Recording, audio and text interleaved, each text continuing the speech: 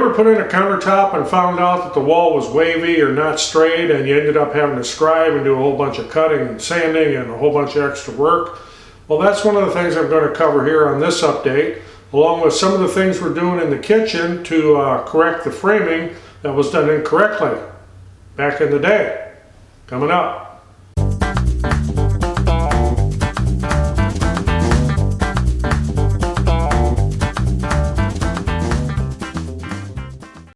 I'm Roger, and obviously not in the shop. I'm at the Renovation House, and it is just bitter cold outside. It's about 2 o'clock in the afternoon here. It's 4 below zero, and it's snowing, so not pleasant out there at all.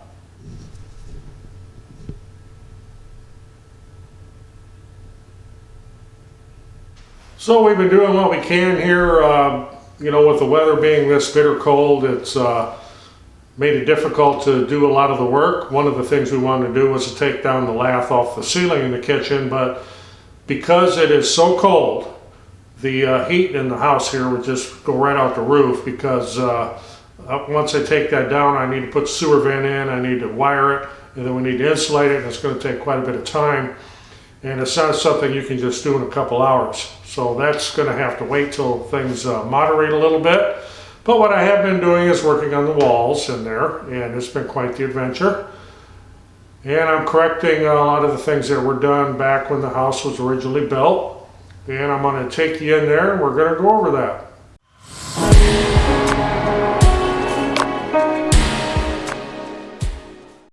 Okay, so the demolition continues in here.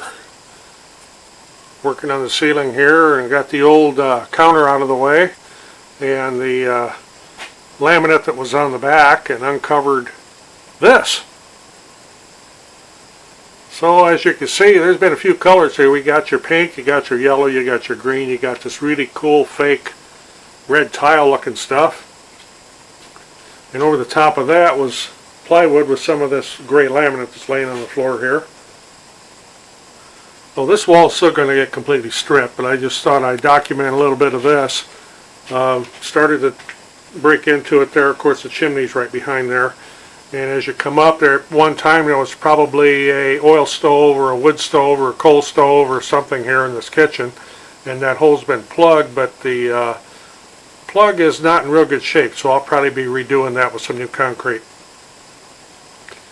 And we got this vent up here in the ceiling, what was for the overhead stove hood, but there's no vent on the roof, so I'm not sure where that goes. I guess as we progress to getting the rest of the ceiling stripped, I'll find that. One thing I did run into that turned out to be just a giant pain is this wire lath that's over the wood lath in just a couple of areas, and it's really hard to get off. But as far as the rest of this plaster here on the ceiling, it comes off real easy. It almost falls off. You just tap it a little bit with the end of a scraper and down it comes.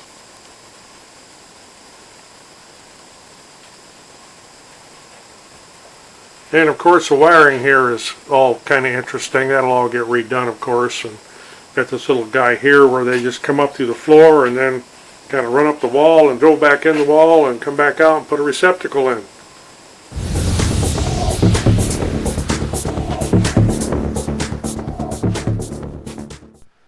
Okay, so here's a little update on the kitchen.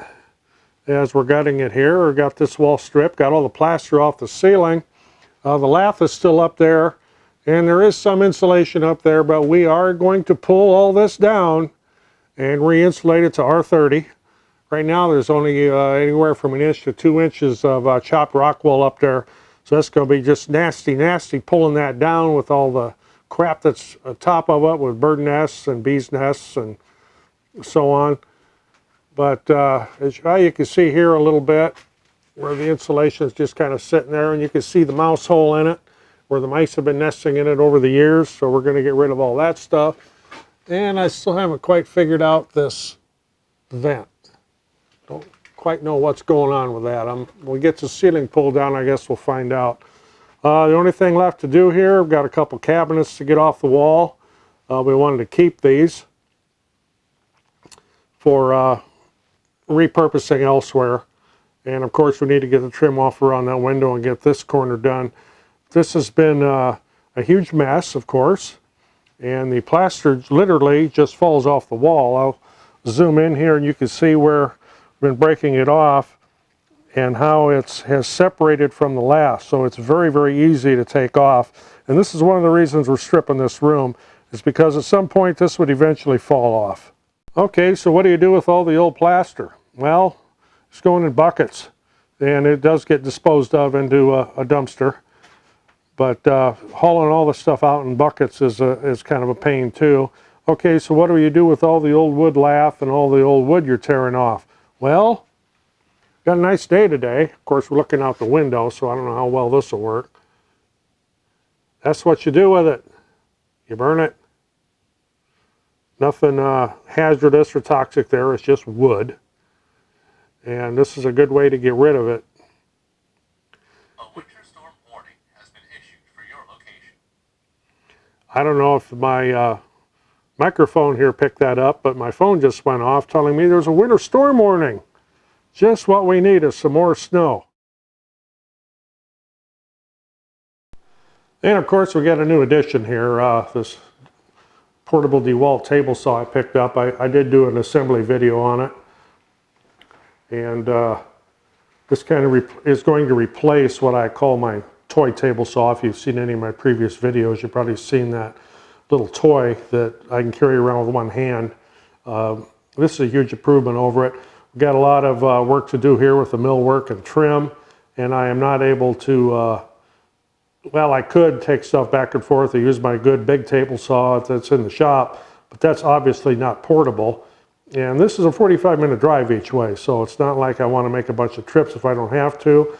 I can do a lot of the finished stuff on here. I am going to get a dadu plate for it, so I could bring one of my dadu stacks for some of the dadu work I have to do with some of the custom cabinetry we're going to do in the laundry room.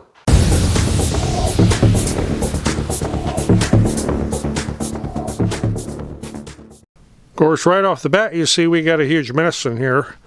And we've got a lot of trash to take out and many, many, many buckets of old plaster. But with the weather being the way it is, that's going to have to wait a day or two. So I'm just going to have to kind of work around it as I go. Got some new lumber in here. And first thing I'm going to show you is this little surprise we found over the stove. Of course, the chimney here. But over the stove, I'd always wondered where that was vented to. Well, there was an opening in the ceiling up here. We did pull the lath down off of this. It's all plastered up in there. And then right up in that corner there is a little trap door that opens up and goes up into the attic. So the over the stove vent was just basically just blown into the attic. Not a good thing. This will all get closed up. Okay, so the next thing is this wall here is the wall that the kitchen cabinets are going to be on, and the counter and the sink and the stove, etc. As you can see, I've closed up that old door opening over there. And one thing that's very important when you're doing a kitchen wall, especially on a remodel on an old house like this, is to have that wall straight and flat. So maybe you see these pink lines, so I can zoom in on that, these pink strings. Here I've got one at 3 foot, got another one up there at 6 foot, and I'll get around all this junk and I'll show you why I did that. Okay, this is looking down the wall from one end. You can see where the pink string is tied there. This is the lower one. What I did was I found the two studs on this wall that were the most proud. And when I say proud, I don't mean they felt good about themselves. I mean they stuck out the farthest on the wall. And I pulled string lines from one end to the other. And as you can see here, that touches just fine. This one here touches just fine. That one touches fine. And then we got into, we have gaps. You see a gap here. You see there where there's a gap there where I had to shim this. And the other thing I noticed when we were stripping the plaster off this wall was I got towards the bottom of the wall and the plaster was really thick. Well, here's why. You see how much we had to shim that. And this is a tapered shim. I had to do this on a couple studs. So then it just kind of tapers up till it goes to nothing. So what I did was I had to do these taper shims on 2 of these studs. And right here was another one of them things where the stud doesn't go all the way down, but yet there's a great big post here. And as you can see, that did not meet the wall. And then as you get into the next stud, that one's back a ways. But it's back farther down here, and if I go up a little bit, then it is up here. So as I was adding studs to make the framing come out even, to make drywalling easier, make sure everything come out 16 on center, as I put these studs in, they are put in so that they just touch the string. Yeah, I'll move down here. This is where the old doorway was. As I step over junk, trying not to fall down. So you can see here where I'm tied off to this stud, which is the stud on this end that was the most proud. You can see the existing stud right here. There's like 5/8 of an inch gap there. And then if you move up to the top, there's about a 3/8 gap. So the wall isn't straight either. It's not plumb, and it was just all kinds of wavy. And I didn't want to deal with having to scribe a countertop to fit a wavy wall. So we straightened it out.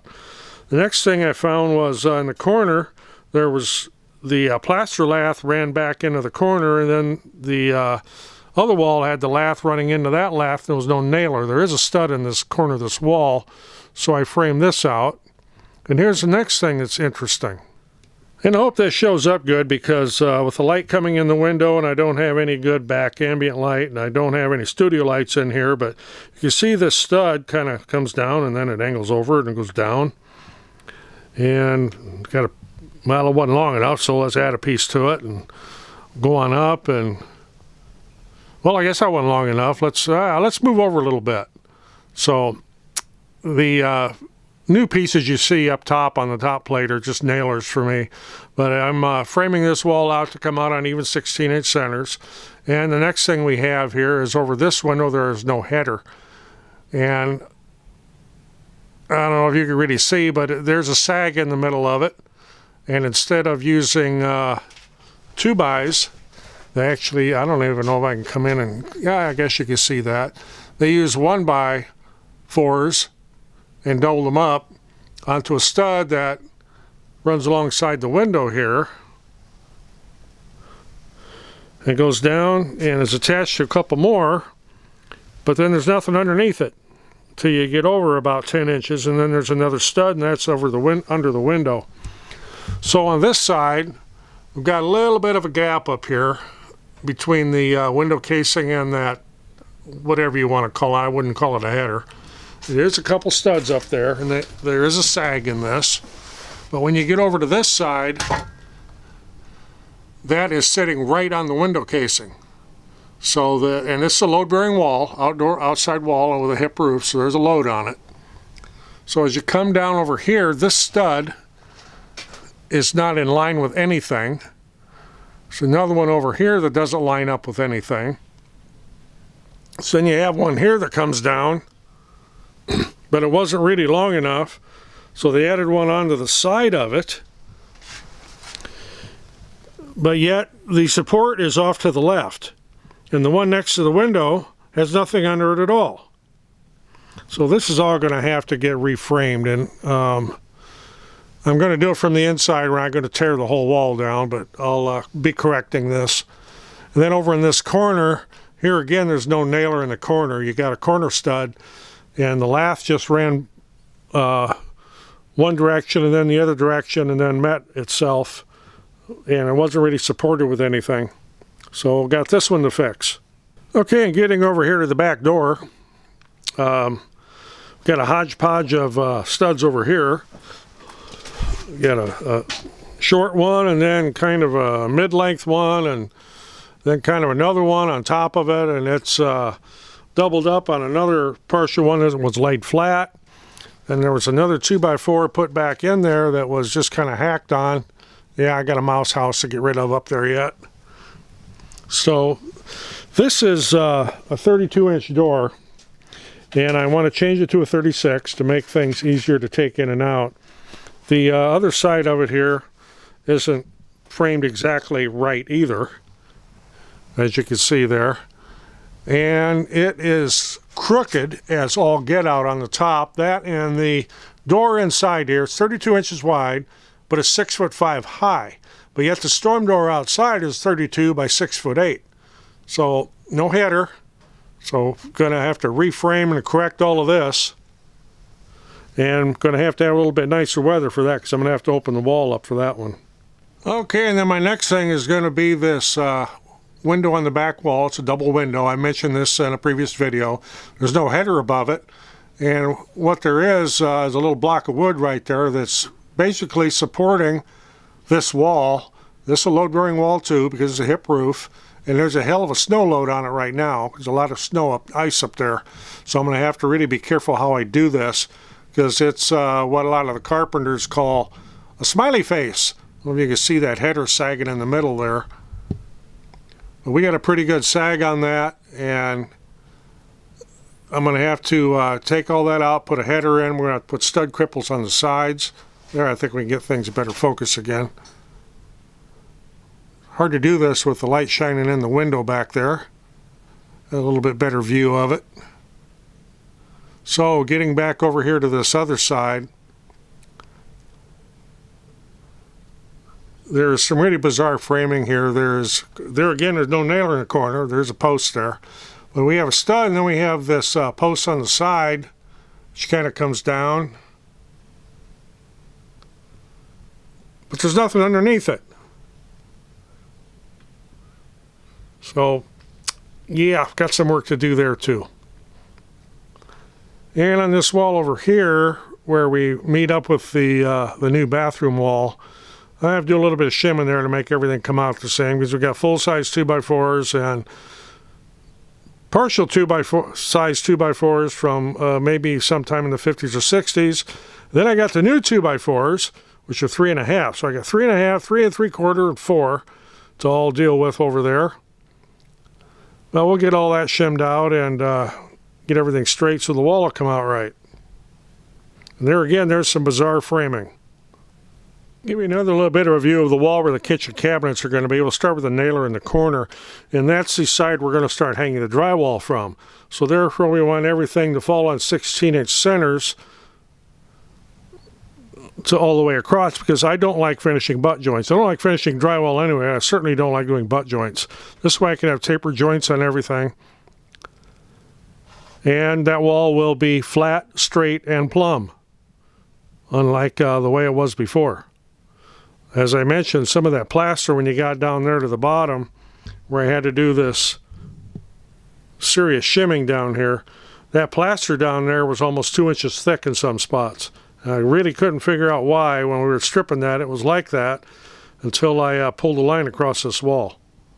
Okay, so that's just one of the other things that's involved when you're renovating or remodeling an older house, especially one that was built kind of, I'm going to call this hodgepodge because it was built out of so much used lumber from back in the day. You know, during the war you couldn't just go to the lumberyard and buy lumber because everything was being used for the war effort. And I'm talking World War II. And since this house was built out of another building that had been torn down somewhere, lumber was a little short and things weren't always the right length, and I'm not real sure where the person that framed up this kitchen got their skills, because this is just strange. But anyway, if you got something out of this, appreciate getting a thumbs up. Of course, we're always looking for subscribers, and next to that subscribe button is a little bell. You ring that bell, you'll be notified when I post another video, because this is an ongoing process. See you in the next one.